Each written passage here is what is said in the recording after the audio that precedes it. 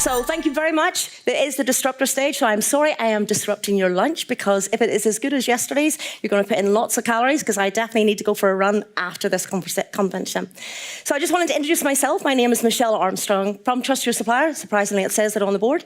But just to let you know a little bit about who we are, and then I'm going to introduce my esteemed colleagues. So Trust Your Supplier, if you don't know it, it's basically an information network built on blockchain. So the first thing everybody says to me when they say blockchain, oh my God, Michelle, is that crypto? We are certainly not crypto.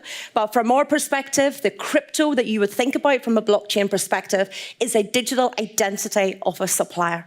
So what do I mean with a digital identity? It's a portable digital identity with a unique identifier with key firmographic information that has been validated and continuously monitored, not scraped, it is validated information, over 400 million validated suppliers within the network.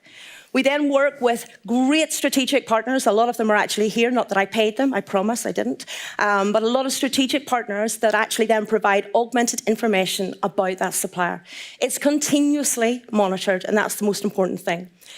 For us, the value, though, of that digital identity, and we'll talk about it a little bit more because I don't want to sell myself here, the application can do that for me, is the value is it's not just about having third-party information. And I'm really glad we followed that last speech, because I thought it was really fascinating to understand. It's not just about having each of these augmented providers on our network. It's how we can synergize the information between them.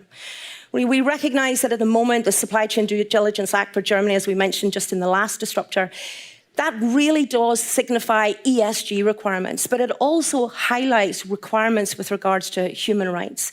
We've got a massive cybersecurity compliance act that's coming out in Asia at the moment. It comes out in January of 2024. It's huge, but you can't look at that in silo without looking at cybersecurity, ESG, and human rights.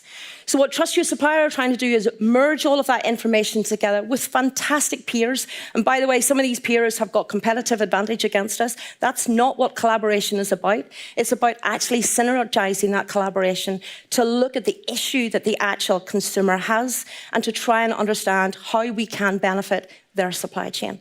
That's critical for me. I've done this for quite a long time. If we don't work together, then there's always going to be an element of master data inadequacies or erroneous information.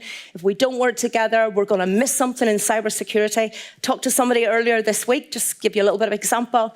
We were looking at a breast pump. Ladies, gents, we were looking at a breast pump. But we were looking at the pump, and from a cybersecurity perspective, no issue. We all want to work with this company. But actually, when you look at the PEPs and sanctions of it, there was a massive issue in that this product was being sold to a specific country where the birth rate had been reduced, but actually the import of this particular product had increased by over 80%. Why? There was a microchip inside the breast pump. So the microchip was being used for weapon management. If you'd only looked at cybersecurity in silo, you'd have never discovered that.